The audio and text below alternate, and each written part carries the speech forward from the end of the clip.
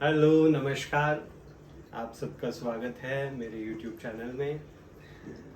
बात करेंगे आज हमारे हिंदू सनातन धर्म की सबसे 3 जो है मजबूत कड़ियों की।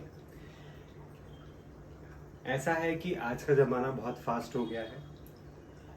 लोगों के जीवन में अननेसेसरी लोगों ने खर्चे इतने बढ़ा लिए हैं कि उनके पास इन चीज़ों के लिए समय नहीं है। वो ये भूल चुके हैं कि हमारे बड़े बुजुर्ग क्या करते थे और क्यों वो सुखी और संपन्न थे। आज के लोगों के दुखी और तकलीफ में होने का कारण ही है कि वो अपने बुजुर्गों की दी हुई एक जो परंपरा चली आ रही थी वो उससे अलग हो गए हैं। अलग हो गए हैं इन द सेंस कैसा है कि आज के ज़माने में आप राशन देखोगे ना किसी घर का, तो अगर 2 जने हैं तो वो बमुश्किल मेरे ख्याल से 5 से 6 हज़ार रुपये में पूरे महीने का राशन आ जाता है उनका, उससे ज़्यादा खर्चा नहीं होता है।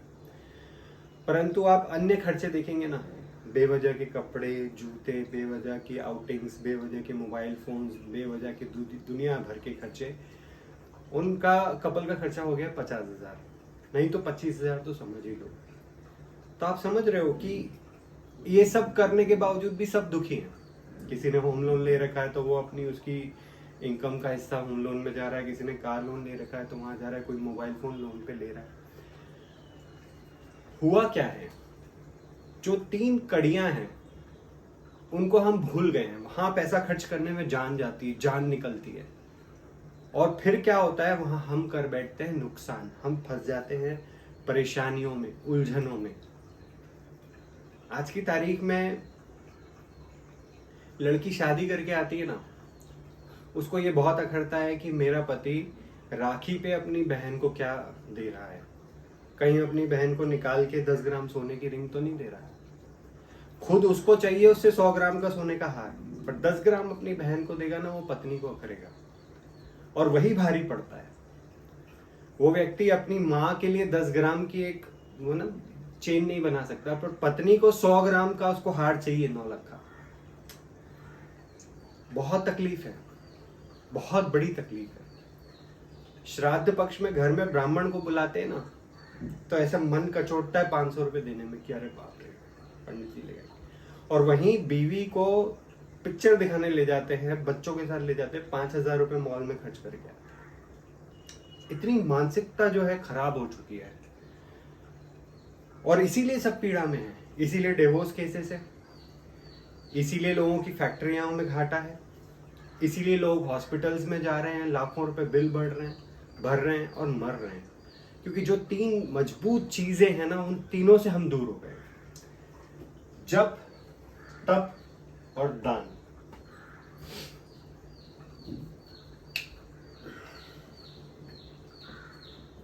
जप हमारे जीवन में हमारी कुंडली के 12वें भाव को कमजोर करता है, जिसकी वजह से मृत्यु टलती है। तप हमारे 8वें भाव को कमजोर करता है, जिसकी वजह से क्या होता है, गंभीर बीमारियां, गंभीर समस्याएं, हमारे जीवन की जो बहुत ही जटिल समस्याएं वो टलती हैं। 6वां भाव दान। इससे क्या होता है, इससे हमारी बीमारियां, रोग, दोष, कर्ज, बीमारी को रोग ही कहते हैं, इससे मुक्ति मिलती है। पर क्या करते हैं ना, हम 12th हाउस को सेटिस्फाई कर रहे हैं, ना 8th हाउस को, ना 6th हाउस को। और जब हम ये तीनों हाउसेस को सेटिस्फाई नहीं करते तो हमें 12th हाउस के भी लॉसेस फेस करने पड़ते हैं, यानी कि अकाल मृत्यु में भी जाना पड़ता है। 8th हाउस के लॉसेस भी फेस करते हैं, मतलब गंभीर बीमारियों में भी जाके जकड़ना पड़ता है। 6th हाउस में भी जाना पड़ता है, जहां हमें पैसों का भी लॉस होता है, रिलेशनशिप्स का भी लॉस होता है। तो इसे थोड़ा डिटेल में समझते हैं।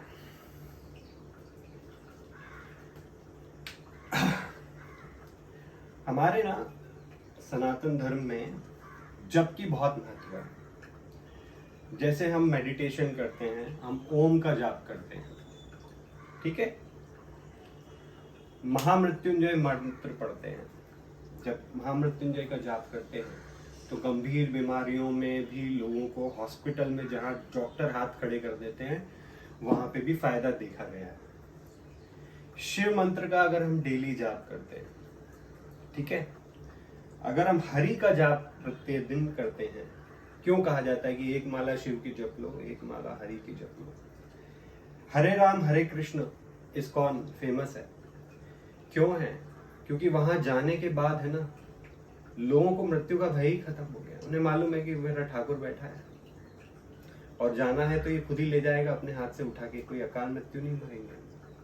किसी अस्पताल के बिस्तर पे हम तड़प के नहीं मरेंगे, वो हरि आएगा, वो आएगा, कृष्ण आएगा, वो राम आएंगे, वो ले जाएंगे। वाहेगुरु मंत्र का जाप, वाहेगुरु का जाप।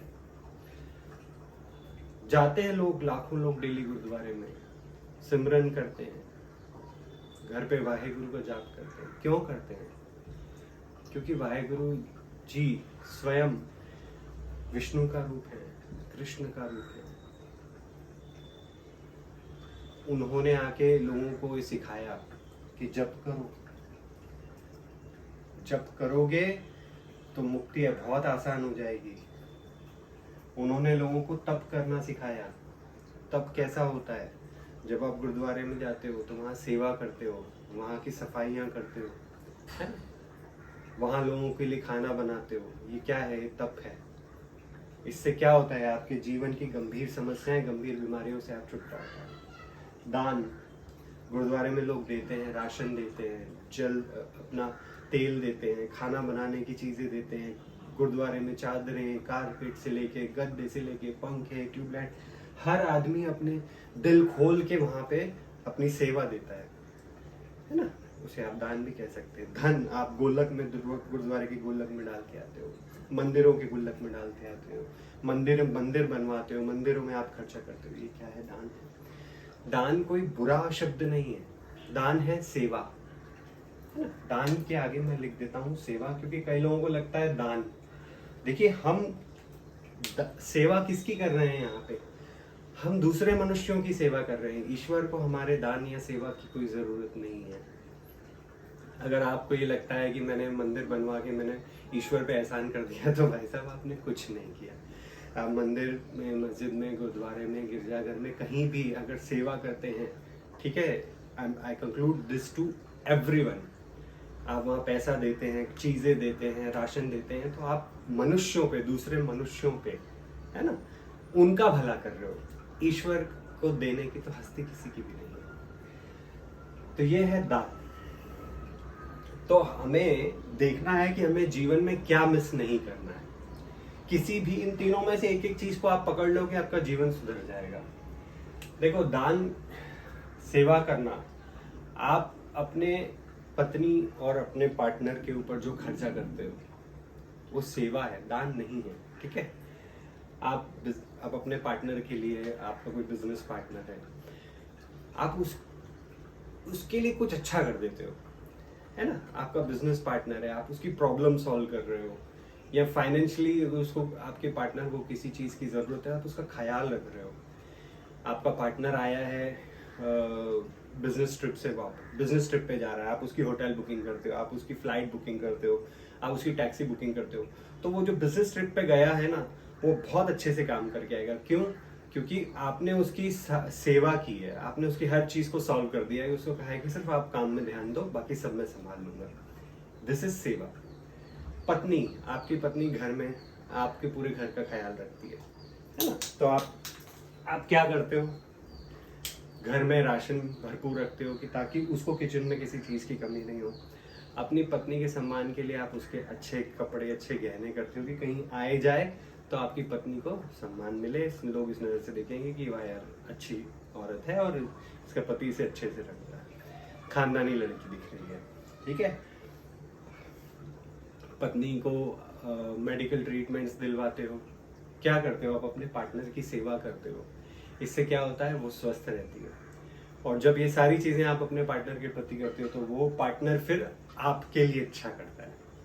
जो लोग नहीं करते, जो पत्नी के लिए घर में राशन नहीं लाते, उनकी पत्नी किटकिट करती दिखेगी। जो पत्नी की मेडिकल ट्रीटमेंट्स नहीं कराते हैं, उसकी पत्नी बीमार दिखेगी और किटकिट करती दिखेगी। जो पत्नी और पार्टनर्स की सुविधाओं का ध्यान नहीं रखते हैं, है ना उनके कपड़े लत्ते, ना उनके आने जाने, ना ही उनके खर्चे पानी का ख्याल रखते हैं, उनकी पत्नियां भी झगड़ा करती हैं।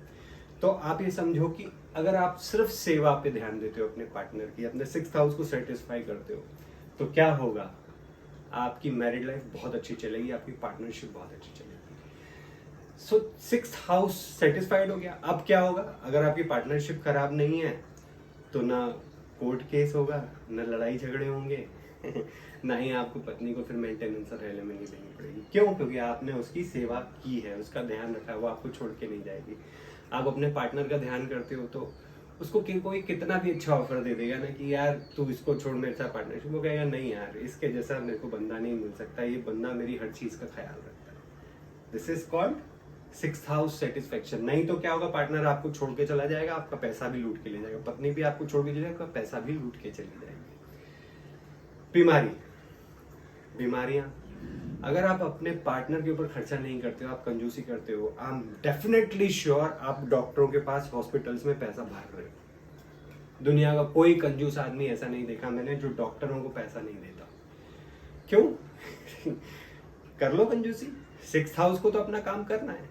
अगर पार्टनर की सेवा नहीं करोगे, अपने ग्राहक, 6th हाउस में पार्टनर के अलावा आपके सामने आने वाला हर व्यक्ति है। अगर आपकी रिटेल शॉप है, आपका ग्राहक है, अगर आप अपने ग्राहक की सेवा नहीं करोगे, धंधा चौपट हो जाएगा। आप अपने ग्राहकों के साथ धोखा करोगे, आपकी दुकान बंद हो जाएगी। आप ग्राहकों के साथ धोखा कर करके, जैसे बनिया नहीं, 1 किलो शक्कर में 5 ग्राम मार के 200 लोगों के 5-5 ग्राम मार के 1 किलो बचा लेता है, वो बनिए का कोई पूरा बोरा ही लूट के चला जाता है। तो आपका ग्राहक, आपका पार्टनर, आपकी पत्नी, ये सब को आपको सेवा देनी है। आपका 6th हाउस ठीक रहेगा, ना आपके बिजनेस में लॉस रहेगा, ना आपको कर्जा लेना पड़ेगा, है ना। कई लोग कर्जा भी लेते हैं, कर्जा लेते हैं और फिर उस कर्ज को चुका नहीं पाते और धंसते चले जाते हैं। कर्जा क्यों लेना पड़ रहा है? क्योंकि आपने 6th हाउस को सेटिस्फाई नहीं किया। दान, अब देखो, ऐसे लोगों का पैसा लोग ले जाते हैं, वापस नहीं देते हैं। ये लोग क्या करते हैं ना, बड़ी शातिरी तरीके से करते हैं, अपना पैसा किसी और को देते हैं, वो कर्जा वापस नहीं करता, फिर दूसरे से लोन लेके अपना धंधा चलाते हैं।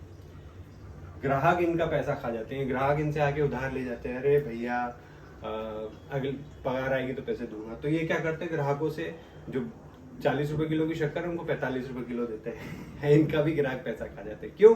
धोखा कर रहे हैं ना ग्राहक के साथ। सेटिस्फाइड कैसे करना है?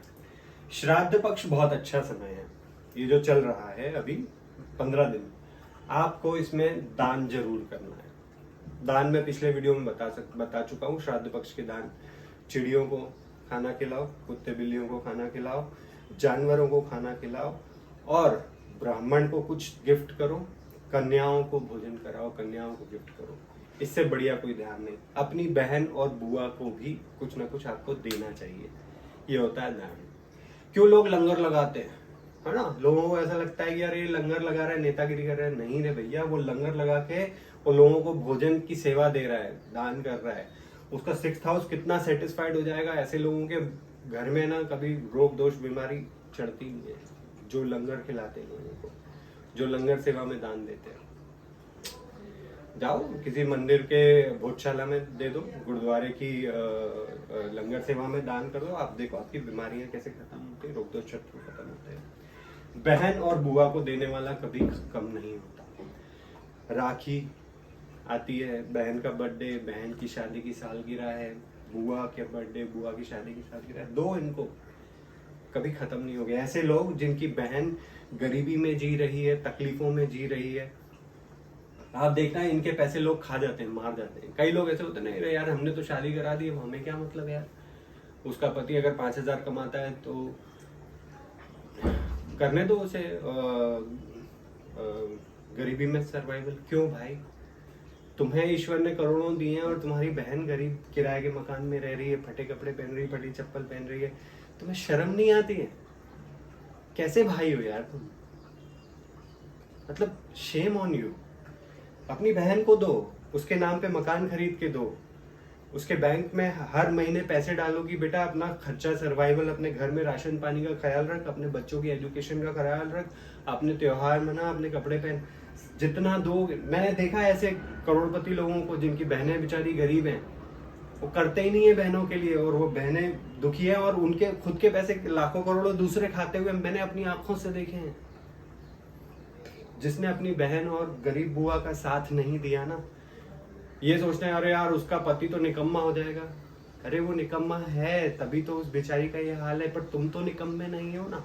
तुम्हें तो ईश्वर ने भर भर के दिया है। अपनी बहन के लिए घर खरीदो, उसके नाम पे प्रॉपर्टी रजिस्टर करो, उसके नाम पे उसको गोल्ड दो, उसको पैसा दो, उसके बच्चों की एजुकेशन। तुम जितना अपनी बहन और बुआ के लिए करोगे ना, उतनी तरक्की पाओगे। उतना तुम्हारे जो लोग पैसे खा जाते हैं, कभी कभी कोई कोर्ट केस में तुम्हारी जमीनें फंस जाती हैं, कहीं कहीं तुम्हारा कोई पैसा कोई और तीसरा खा जाता है।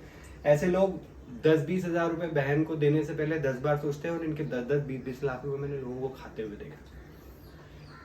नहीं समझते हो दान और सेवा का 6th हाउस का। समझो भाई, समझो, प्लीज समझो।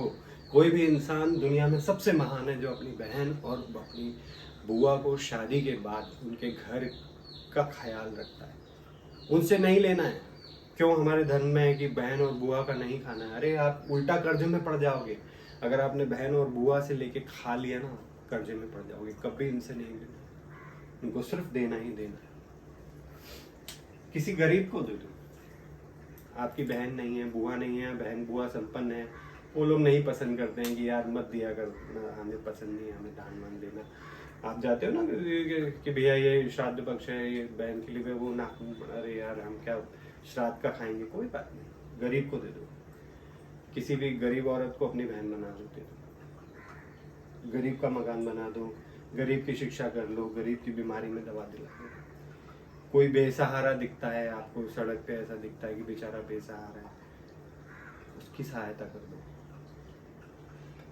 सहायता जैसे भी कर सकते हो। अगर नशेड़ी है तो उसे उस किसी ऐसे होम में डाल दो जहाँ पे उसके नशे की आदत छूटे, फिर उसके कपड़े लत्ते, खाने की, छत की भी व्यवस्था कर दो। गरीब बच्चे होते हैं, इनके लिए भी ऐसी कोई व्यवस्था कर दो कि ये भी शेल्टर होम में जाएं, वहाँ पे पढ़े लिखे अच्छा जीवन कर लें। लाचार आदमी, कोई ऐसा आदमी है जो लाचार है, बीमार है, उसको ले जाओ, अच्छे से उसका इलाज कराओ। कोई कोढ़ी है,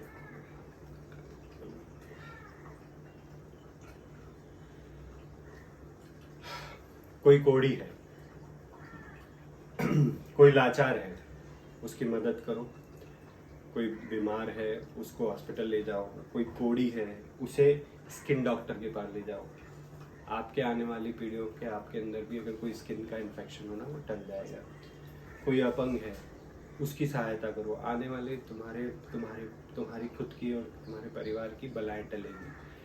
किसी की अगर अपंगता से बचाव करोगे, की सेवा, किसी की अपंगता से सेवा करोगे। कोई अपंग है, उसकी सेवा करो तो वो अपंगता खानदान में नहीं आएगी। कोई बीमार है, उसकी सेवा करो तो तुम्हारी बीमारी खत्म होगी। हॉस्पिटल जाओ, देखो कौन बीमार है, किसी को पैसे की जरूरत है, उसे दवाई दिलवा दो। कोई आदमी कर्ज में डूबा हुआ है, आपको दिख रहा है कि यार आपका एम्प्लॉय है, हाँ सबसे मेन आपका सेवक, आपका एम्प्लॉय, आपका कोई एम्प्लॉय है, उसकी हेल्प करो। आपके एम्प्लॉय के लिए घर, कपड़े, खाना पीना, अगर वो कर्ज में है तो उसका कर्ज आप चुका दो, ठीक है। कोर्ट जुर्माना नहीं तो लगता है, अगर आपके ऊपर कोई कोर्ट का जुर्माना लगा है, अगर ये सब नहीं करोगे तो कोर्ट का जुर्माना लगेगा, है ना। क्योंकि कहीं ना कहीं 6th हाउस को अपना काम करना है। अगर इसकी दशा एक्टिव हुई है, महादशा या अंतरदशा एक्टिव हुई है, ये अपना काम करेगा, तो आपको क्या कर, कोर्ट का जुर्माना लगेगा, ठीक है।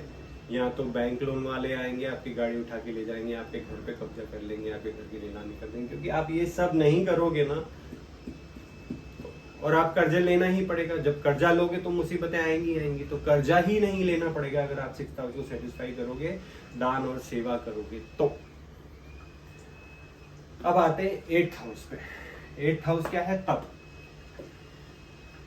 पुराने जमाने में ना हमारे ऋषि मुनि ज्योतिष बहुत समझदार थे।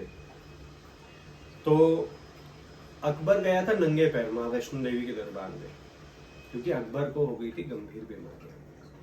उसे कह दिया गया था कि तू मर जाएगा, तेरी गंभीर बीमारियों का एक ही इलाज है, तू नंगे पैर माँ वैष्णो देवी के दर्शन करने जा।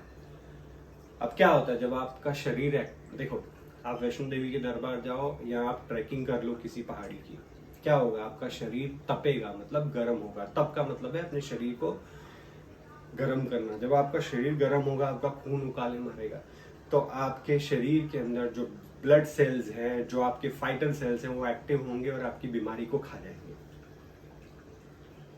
मैं कोई अंधविश्वास नहीं फैला रहा। आप मत जाओ, वैष्णो देवी जाना है बहुत अच्छी बात है, माँ के दर्शन करो, उनका आशीर्वाद भी प्राप्त करो और तप भी कर लो। तप कब होगा, जब आप पैदल जाओगे चढ़ के, आपके शरीर में गर्मी होगी। शरीर में गर्मी होगी तो क्या होगा, आपके ब्लड सेल्स एक्टिव होंगे, आपके जो फाइटर सेल्स ब्लड में है वो एक्टिव होंगे, वो आपकी बीमारियों को खाएंगे। दिस इज तप। तप मतलब शरीर को तपाना।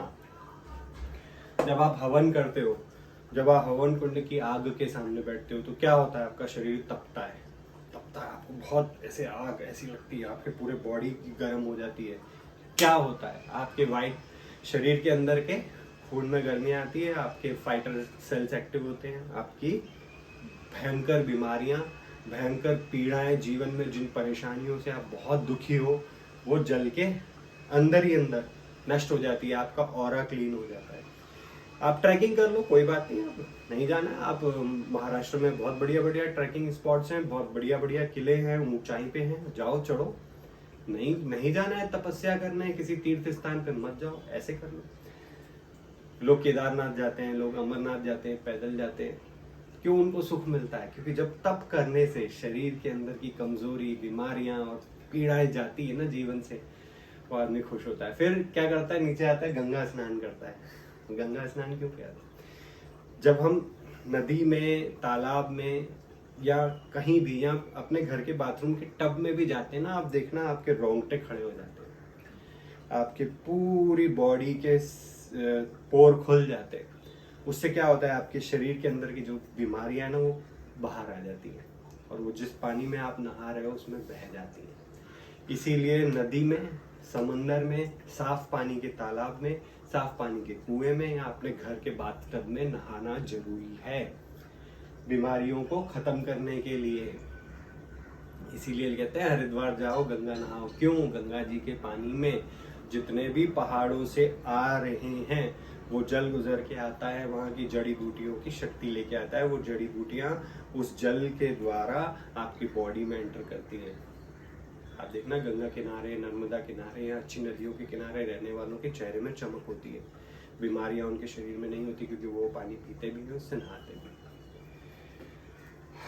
ट्रैकिंग मैंने बता दिया। जिमिंग करो, कुछ मत करो, आप जिम में जाओ, खूब एक्सरसाइज करो, अपने शरीर को गर्म करो, ट्रेडमिल पे दौड़ो, रस्सी कूदो, मसल बिल्डिंग करो, कुछ भी करो, अपने शरीर को गर्म करो कि बॉडी से जो पसीना निकलता है, आपकी बीमारी निकलेगी। जाके नहा लो शावर में, हो गया आपका जब तब दोनों हो गया जिम जाने से। एक्सरसाइज कर लो, गार्डन में जाओ, गार्डन में खूब एक्सरसाइज करो, दौड़ो, पसीना बहाओ, फुटबॉल खेलो, हाँ गेम्स खेलो, आउटडोर गेम्स खेलो, ठीक है, गेम्स, आउटडोर गेम्स,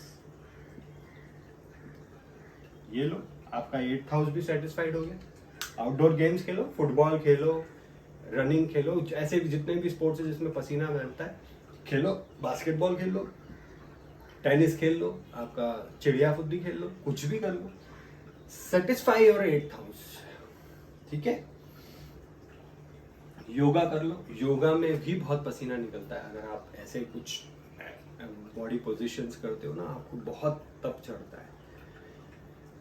नवरात्रि आने वाली है, माता के उपवास आने वाले हैं। उपवास से क्या होता है, जब आप उपवास रखते हो तो आपके बॉडी के अंदर के जो कीड़े हैं, हमारे शरीर के अंदर आधा किलो कीड़े होते हैं, वो क्या करते हैं, जो हम भोजन डालते हैं उनको खाते हैं, उनको पचाते हैं।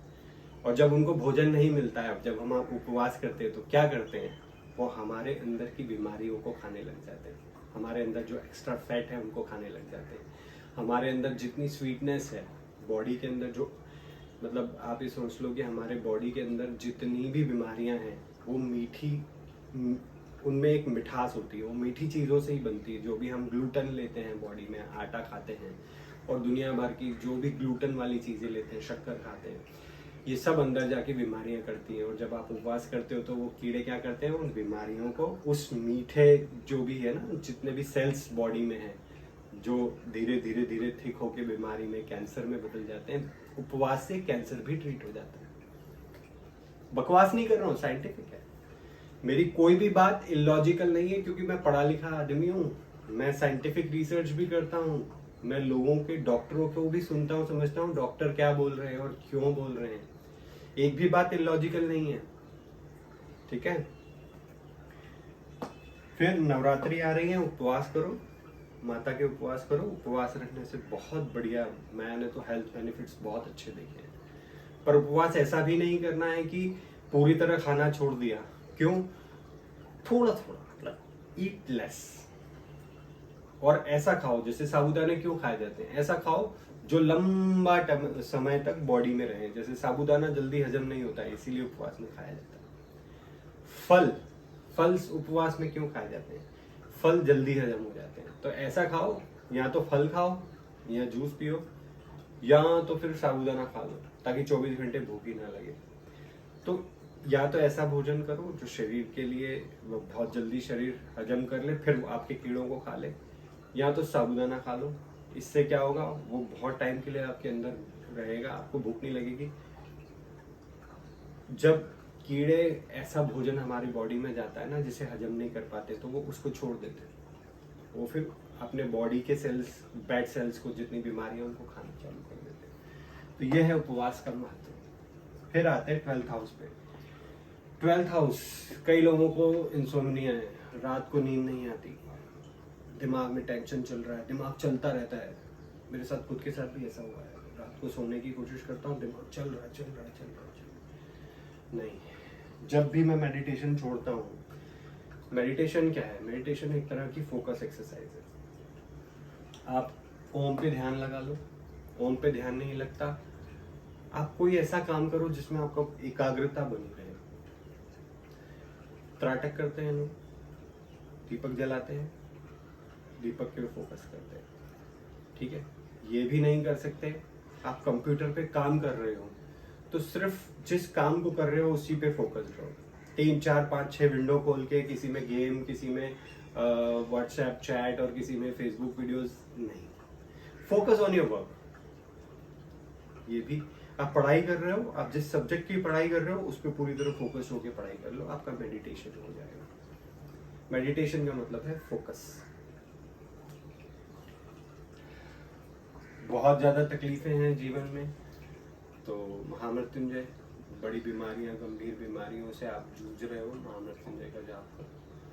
महामृत्युंजय का जो जाप है उसमें उसकी ध्वनि जो है, ओम त्र्यंबकम जामहे सुगंधिम पुष्टिवर्धनम उर्वारुकमिव बंधनात् मृत्युर्मोक्षाय। तो तीनों लोगों के जो स्वामी हैं शिव से, वो प्रार्थना है एक तरह की, ओम त्र्यंबकम यजामहे सुगंधिम पुष्टिवर्धनम। जो जीवन को अच्छा करते हैं, जिनके आशीर्वाद से जीवन में सभी प्रकार की प्राप्तियां होती हैं, सभी उर्वारुकमिव बंधनात् मृत्युर्मोक्षाय। मुझे सभी बंधनों से काटो और मेरी मृत्यु को मोक्ष की तरफ ले जाओ। अगर आप गंभीर बीमारियों से जी रहे हो तो वो अकाल मृत्यु है, आप गंभीर परेशानियों में हो, वो अकाल मृत्यु है। तो उस मृत्यु को मोक्ष की तरफ ले जाओ, उस मृत्यु को दुखदायी, पीड़ादायी मत होने दो। ये एक प्रार्थना है शिव की तरफ से। हो सकता है मेरा अनुवाद मैंने खुद ने किया है, मैंने मतलब जो शास्त्रोक्त अनुवाद है वो ना कर रहा हूं, पर मतलब यही है जो मैं कह रहा हूं।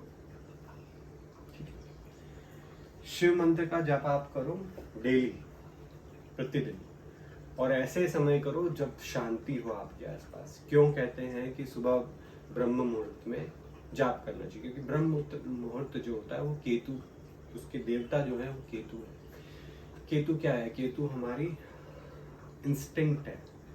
तो जब हम हमारी इंस्टिंक्ट से आंख बंद करके ओम नमः शिवाय या कोई भी जाप, आप किसी भी देवता को मानते हो आप उसका जाप कर सकते हो। आप किसी देवता को नहीं मानते, हिंदू नहीं हो, आप किसी और धर्म के हो, तो भी आप अपने ईश्वर को याद करो। डेफिनेटली वो केतु का समय है। वो आपके मन में और आपके जहन में आप जो जाप कर रहे हो, बिना बोले वो परमात्मा से कनेक्ट हो जाता है।